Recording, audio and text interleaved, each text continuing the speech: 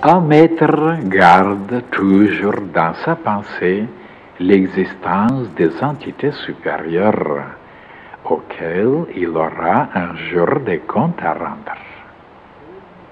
Si vous oubliez ces êtres-là pour ne penser qu'à ses disciples, il ferait du mal sans le vouloir, parce que c'est fatal. Si on coupe le lien avec le ciel, on ne peut pas faire d'autre chose que du mal.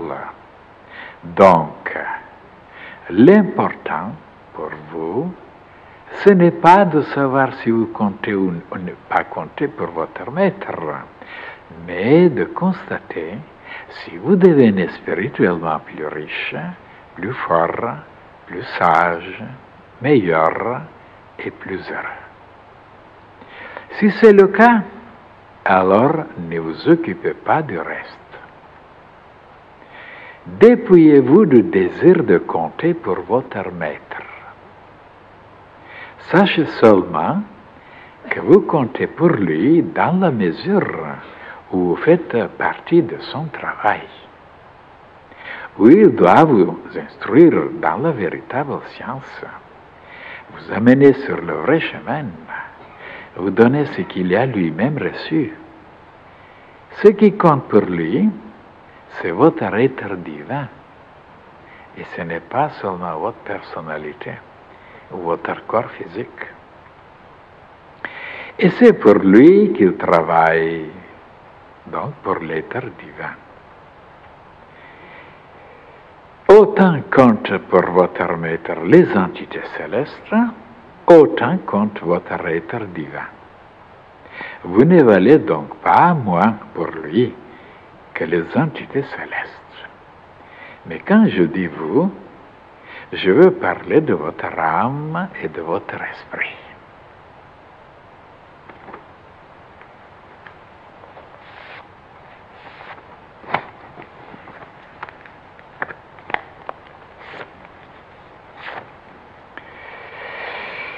Encore une page où on peut apprendre beaucoup de choses, encore mal connues ou inconnues. Vous voyez donc, si c'est un maître, un vrai maître, tout d'abord, il veut être comme il faut, tout d'abord, envers les entités qui l'ont envoyé, ceux qui sont supérieurs. Et après, il vient ses disciples. Parce qu'il y a beaucoup de maîtres dans le passé et ils ont commis des grandes erreurs.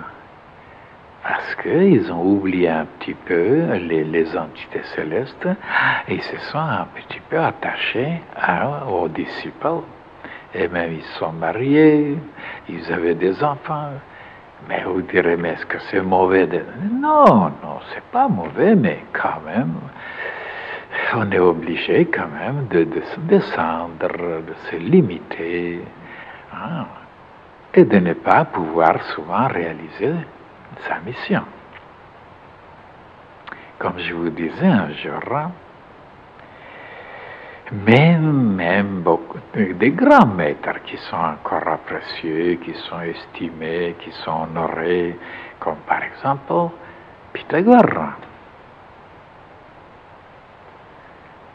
Et il n'a pas pu résister devant une de ses élèves, qui s'appelait Théo. Elle est tombée amoureuse de lui. Il lui a parlé, il lui a révélé. Et lui, il a décidé de se marier, il a eu des enfants. Et pourquoi après on lui a brûlé son école? Et peut-être même lui aussi, on ne sait pas s'il n'est pas brûlé. Et moi, je vous ai expliqué un jour qu'il y a quand même une philosophie très supérieure sur ce sujet. C'est pas mauvais de se marier, même il y a des maîtres qui se sont mariés. Et oui, mais ils n'ont pas agi comme le soleil. Si on prend comme modèle le Soleil, ben, il constatera que toutes les planètes, elles lui demandent, oh cher Soleil, viens, je veux t'embrasser, je t'aime beaucoup, je veux être avec. Et alors, de tous les côtés, on lui propose des choses magnifiques, très gentilles, toutes les planètes. Et oui, mais lui, il sait ce qu'il attend après. S'il cède à ce bon amour et bon désir, tout sera par terre, une cataclysme, une catastrophe cosmique. Et il tâche de rester au centre, de ne pas tellement s'éloigner, de ne pas s'approcher. Et il reste au centre. Et pourquoi il ne se déplace pas, lui? Un vrai maître suit l'exemple du Soleil. Il reste au centre et il fait marcher tout, mais autrement, s'il cède, comme il y en a beaucoup qui ont fait ça, et tout tombe par terre, tout périclite. Supposez maintenant que moi, je dois faire la même chose que Pythagore. Il y a une chose que les humains ne peuvent pas pardonner, surtout les femmes. Pourquoi cette telle et telle n'est pas elle? Alors là, je serai complètement foutu. On me quittera, on m'abandonnera. Les frères, les hommes, ils sont plus cléments, plus miséricordieux, ils trouvent que c'est bien, mais les femmes, de ne pas être acceptée, elle, et c'est une autre, c'est plus fort qu'elle, elle ne peut pas oublier, elle ne peut pas pardonner. C'est tellement vrai.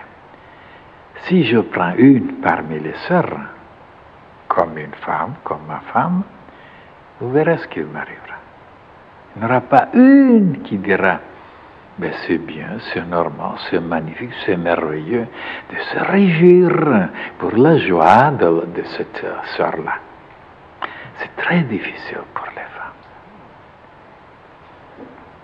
Enfin, dans la fraternité, peut-être c'est une exception, mais en général, ça, croyez-moi, c'est tellement vrai. Et alors, je dois rester au centre, vous voyez, ne pas se déplacer, ne pas bouger, ne pas accepter. Parce que, quand même, moi aussi, j'ai eu des propositions, quand même. Surtout quand j'étais un peu plus jeune. Hein.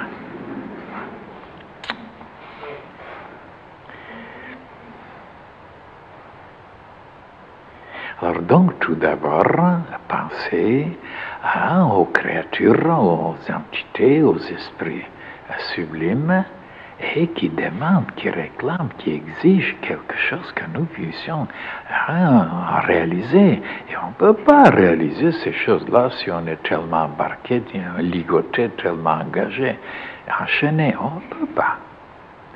Même avec la bonne volonté, on est obligé de s'occuper, de dépenser beaucoup de temps, beaucoup d'énergie, parce qu'on est lié, on est branché. Donc, il faut être libre. Et dans cette liberté, on peut aider beaucoup plus les humains. On peut aider certaines, mais ce sera très peu, quelques personnes seulement. Tandis que si vous êtes libre, vous pouvez aider des milliers, des millions, des milliards de personnes. La liberté vous donnera la possibilité d'étendre. Autrement, vous aiderez, mais seulement votre famille.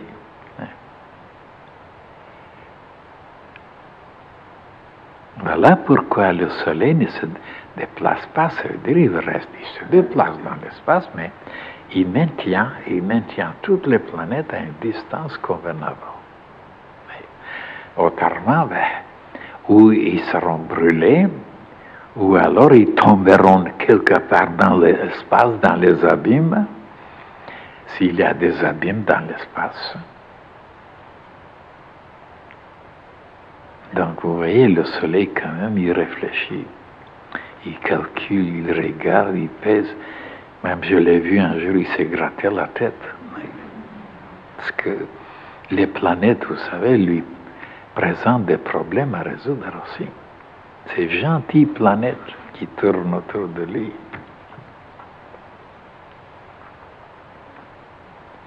Et maintenant, si on jette un regard maintenant, comment ça se passe avec les planètes? Bien sûr, elles demandent d'être appréciées, d'être placées beaucoup plus près, et qu'enfin, ils sont quelque chose. Et toutes les planètes, d'ailleurs, le souhaitent. Et de là provient beaucoup de malentendus, beaucoup de complications.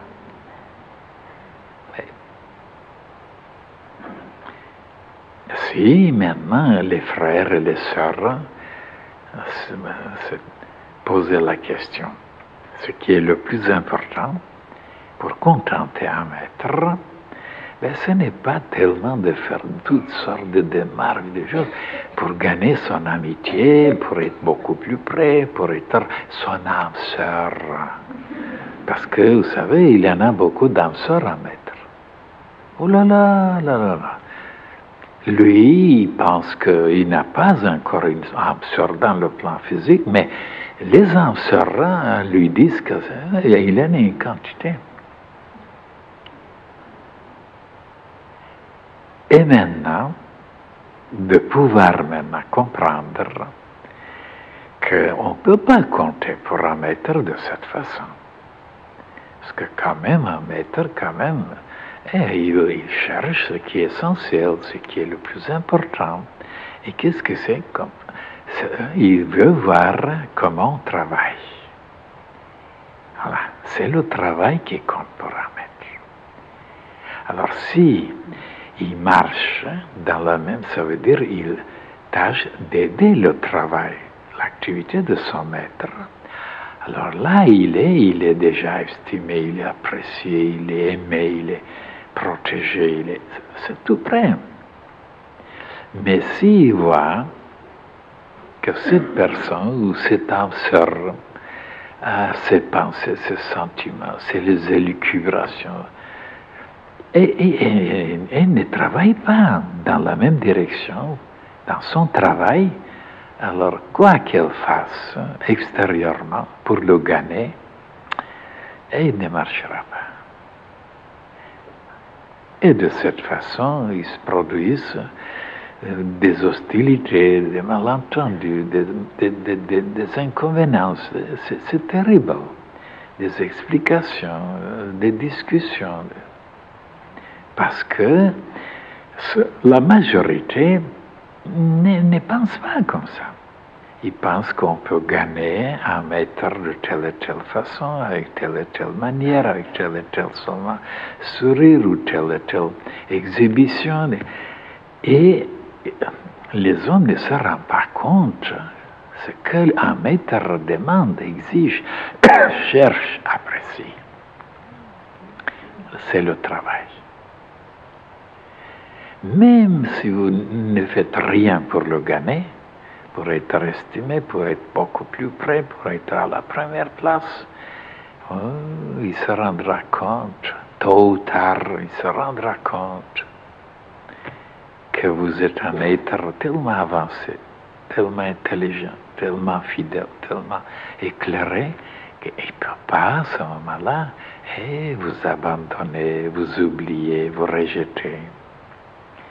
Quand même, il se rend compte quand même, un maître, comment les autres se comportent, comment ils travaillent, sur quel sujet, de quelle façon. Seulement, souvent, il ne le montre pas. Parce que s'il le montrait, comment il, en dedans, il y aura des grandes répercussions. Les frères et sœurs ne sont pas préparés à accepter tout d'un maître. C'est pourquoi même il ne révèle pas son opinion, comment il pense, qu'est-ce qu'il a dans son cœur, dans son âme. Il le réserve pour pouvoir aider ses frères et sœurs autrement. S'il dit carrément comment il les voit et où ils sont, ils ne sont pas préparés pour accepter, pour supporter, ils le quitteront. Et en le quittant, c'est eux-mêmes qui se feront du mal. Et en même temps, bien sûr, un maître sera très malheureux d'être abandonné, d'être tout seul. Parce que son désir, quand même, c'est d'être utile.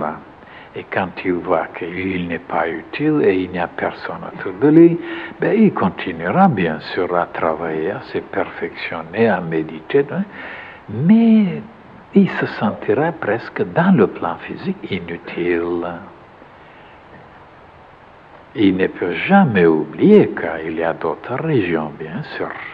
Il y a la région éthérique, la région astrale, la région mentale. Hein.